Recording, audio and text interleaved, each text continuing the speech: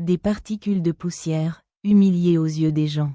Ils seront comme de minuscules fourmis et seront jetés dans une prison des flammes de l'enfer appelée Bulus. Rapporté par l'imam Ahmad, une autre leçon est que la prosternation est réservée à Allah seul, même sous forme de gestes ou de mouvements de tête. Seul Allah mérite d'être adoré, car il est le Créateur, tandis que tous les autres sont ses créations.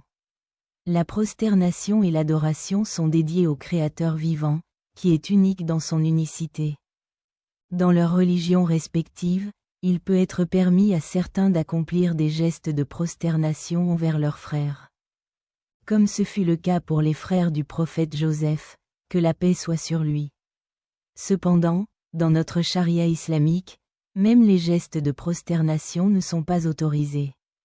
Le prophète Muhammad, que la paix soit sur lui, a dit: si la prosternation devant quelqu'un d'autre qu'Allah était permise, j'aurais ordonné à la femme de se prosterner devant son mari en raison de ses droits sur elle.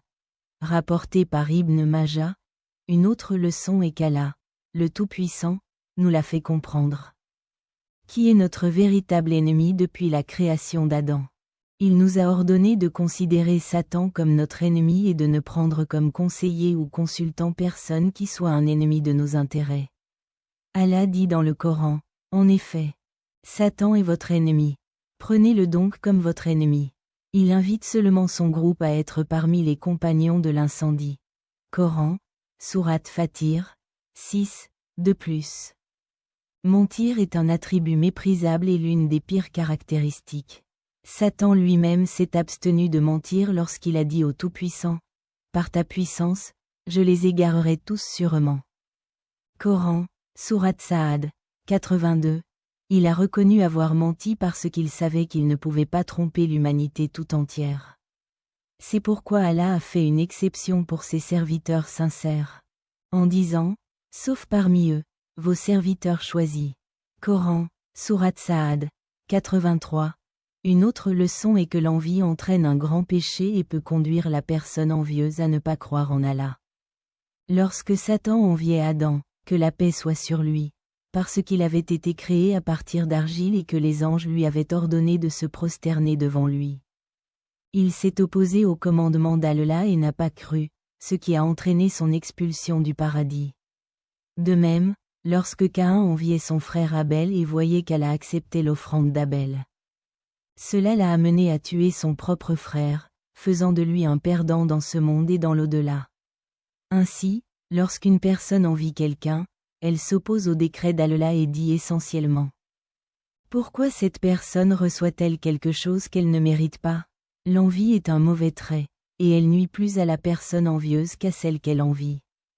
Par conséquent, la charia islamique ordonne que lorsqu'une personne voit quelque chose qu'elle admire, elle doit le définir. 37. Et dit: Masha'Allah, la quwwata illa billah, ce qu'Allah veut, il n'y a de pouvoir qu'en Allah, et envoie des bénédictions sur le prophète Muhammad, que la paix soit sur lui. Et Allah dit mieux: 3 histoires du prophète Idriss, Enoch, que la paix soit sur lui. Les versets du Coran qui mentionnent Idriss, que la paix soit sur lui, sont les suivants. Un sourate al-Anbiya, et, rappelez-vous, Ismaïl, Idriss et Dhul-Kayfl, tous ont été patients. Coran, sourate al-Anbiya, 85, 2 sourate Maryam, est mentionné dans le livre, Idriss, en effet. C'était un homme de vérité et un prophète. Coran, sourate Maryam, 56, nom et lignée, 1. Son nom est Idriss, fils de Yara, fils de Mahalalel, fils de Caïnan, fils d'Énoch, fils de Seth, fils d'Adam, que la paix soit sur lui. Dans la Torah hébraïque, il est connu sous le nom de Enoch. Inviter les gens au monothéisme, prescrire la justice, interdire le mal. 2.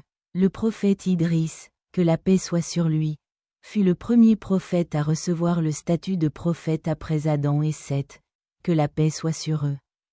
Il résidait parmi son peuple, l'invitant au monothéisme, enjoignant le bien, interdisant le mal et appelant les gens à obéir à Allah, le Très-Haut.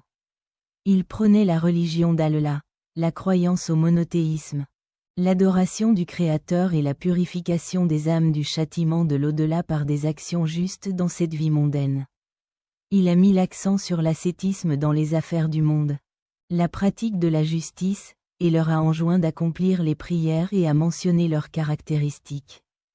Il leur a également précisé des remontrances et des rappels.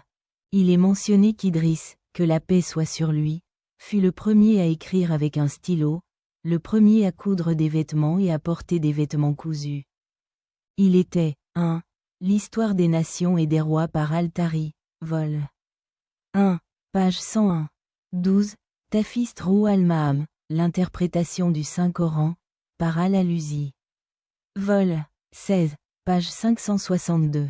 Reportez-vous à l'histoire des nations et des rois par Al-Tabari, vol. 1. Page 102. Voir Tafsu al-Qurtubi, l'interprétation du Saint-Coran, vol. 6. Page 32. 38.